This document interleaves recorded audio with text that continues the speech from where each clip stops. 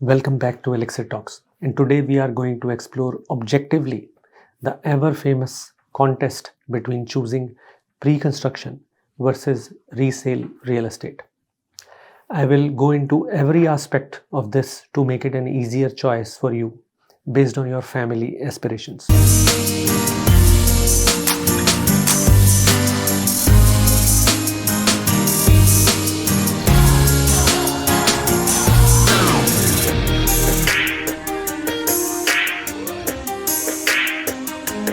As you decide to pull the trigger on your real estate purchase, choosing between pre-construction or resale will majorly depend on your personal goals.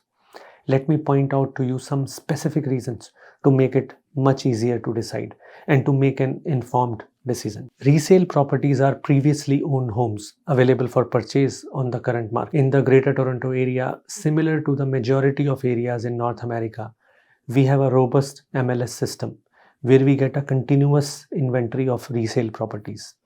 This inventory keeps recycling every week with new homes coming on the market and old ones being sold. In resale real estate, the wait time is considerably less, as after firming up the deal within 2 to 4 months, you can move into the property. If the property selected is vacant, the closing could be even sooner, and if you desire so, you can get everything completed in a fortnight. This also means that if I am trying to buy a property as a rental investment, my yield in terms of rent starts much sooner. Compare this to a pre-construction scenario where we are, say, closing in 3 years. In that case, my down payment is paid mostly in the first year, and then I wait for the rental yield to start for 3 years. Another significant benefit of resale properties is that I can enter the property and see and feel the same, whether it fulfills my vision for the home and various living and bedroom dimensions are tuned to my needs, whether the neighborhood is aligned with my goals and aspirations, the schools, parks, amenities, transit friendliness, etc. It gives major control to us as a purchaser when we are reviewing a built property in an established neighborhood. In resale real estate, price negotiation is another factor to consider. As in most situations, based on the prevailing market, the seller's disposition on how quickly they want the sale proceeds, and the current state of the home, purchaser is able to negotiate. Appraisal concerns. This is another major point that I want to highlight. As we saw, the market dramatically changed for market value in 2022 and 2023.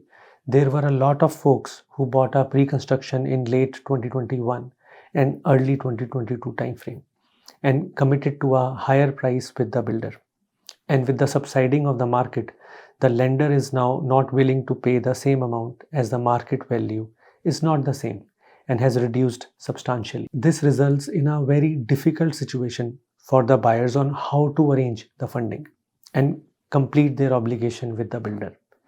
However, in the resale world, there is not much time between firming up on the agreement and the final closing.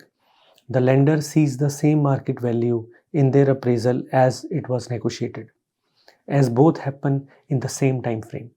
The situation never comes where the lender doesn't see the value in the property you have agreed on, as long as we did our fair market analysis when negotiating and doing the purchase.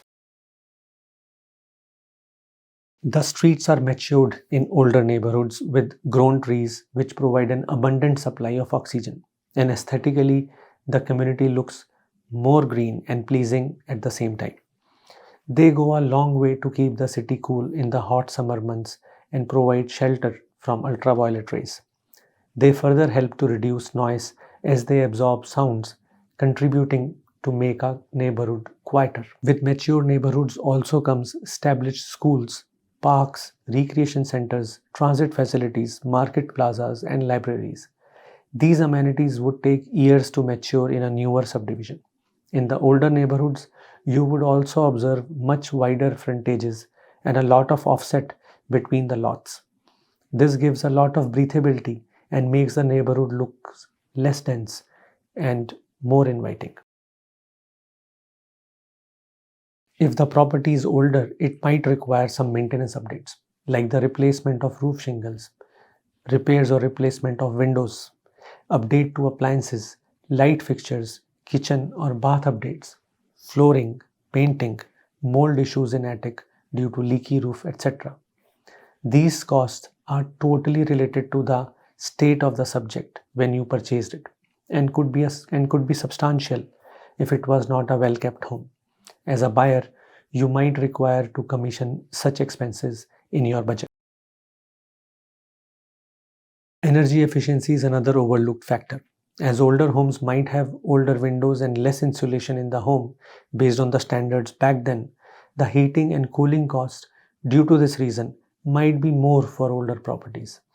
Like in the new Insulation Building Code 2021, the insulation R value has changed to R60. The R value defines how well an insulation layer will resist the air leakage. Let us now move on to pre-construction. These are brand new, never lived in homes purchased from the builder or developer during the construction time.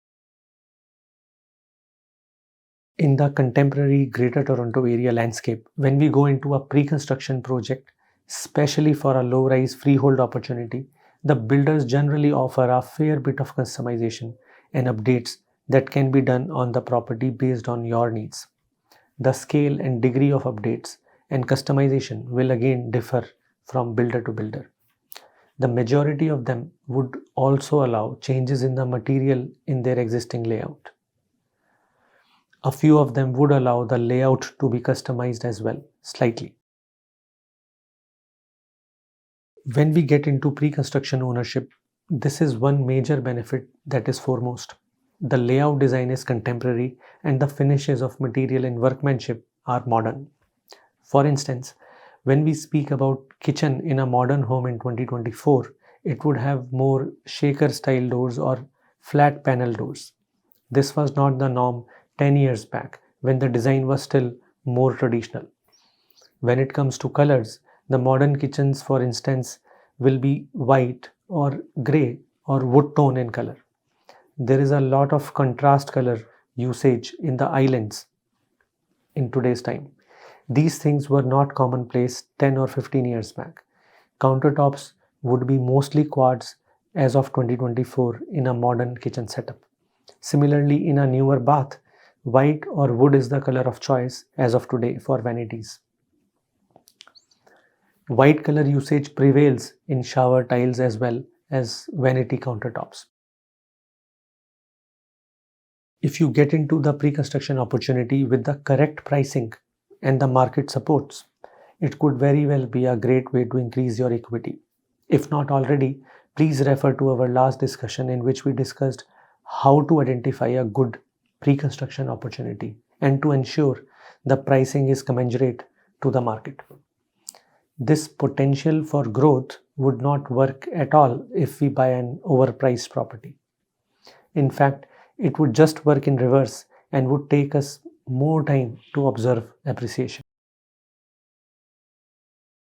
The pre-construction projects come with an inherent wait time for the project to translate from the paper to life. And this would mean that your home ownership or investment plans would be deferred to a later date. This is especially counter to the investment aspect of real estate. Let us consider that I give a 15% down payment in 1 year to a builder for occupancy in 3 years, and I wanted to buy for an investment.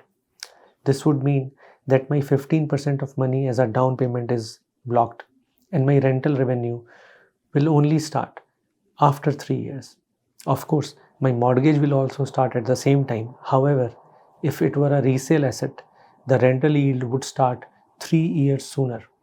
So if my rental was, say, $2,500 for the subject, it would mean 90,000 of revenue, which would eventually go for my mortgage payments. And part of the mortgage payment is the principal repayment. So in a resale property, I end up building more equity during this wait time. This is not possible in the pre-construction setup.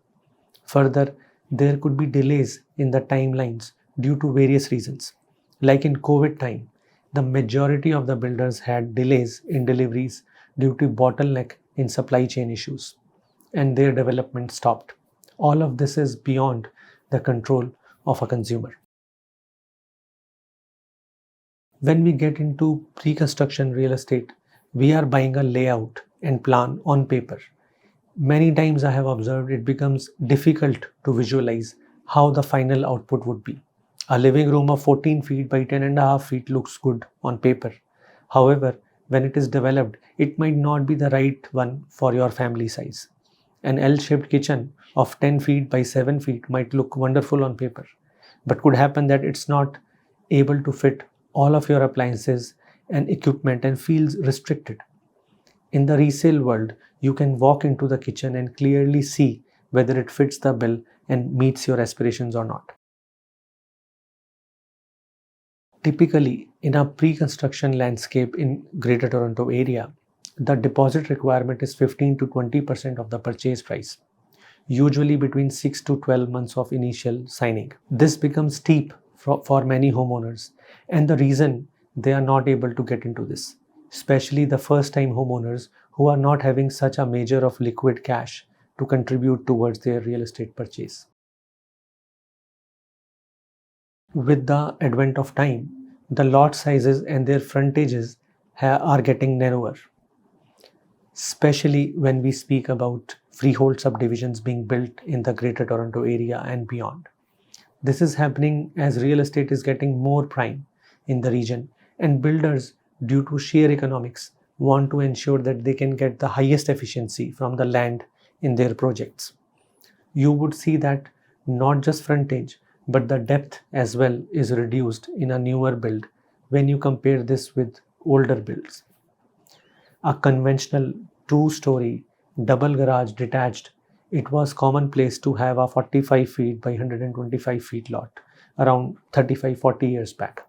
And as of today, similar double garage detached two-story home are built on 35 feet by 90 feet lots.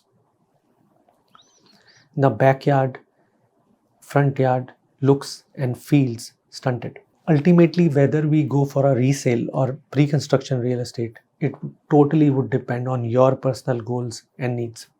It would differ family to family. It is not one size fits all. And as we discussed here, both have their own unique merits and challenges. What might be great for you might not be good for someone else. Thanks for watching, and if you have any specific goals in real estate you want consultancy on, reach out to us, and our dedicated team here at Elixir is available to provide the best real estate advice. Take care and talk to you soon.